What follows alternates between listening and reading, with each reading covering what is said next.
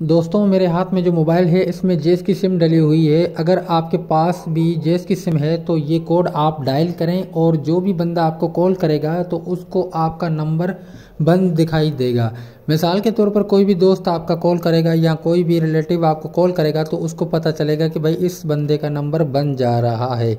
ये कोड कौन सा है दोस्तों, ये कोड कैसे आपने लगाना है और इसको आपने वापस कैसे बाय डिफ़ॉल्ट पे लाना है। मिसाल के तौर पर आपने क्या करना है, जेस की सिम से एक कोड डायल करना है।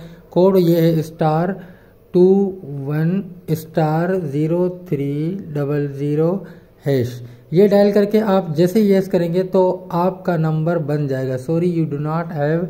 तो ये तो मैं आपको एक एग्जांपल दे रहा हूँ। अगर इसी को आपने दोबारा से हटाना हो तो आपने क्या करना है, ##21# डायल करके आपने जैसे यस करना है तो ये सर्विस आपकी डिसेबल हो जाएगी।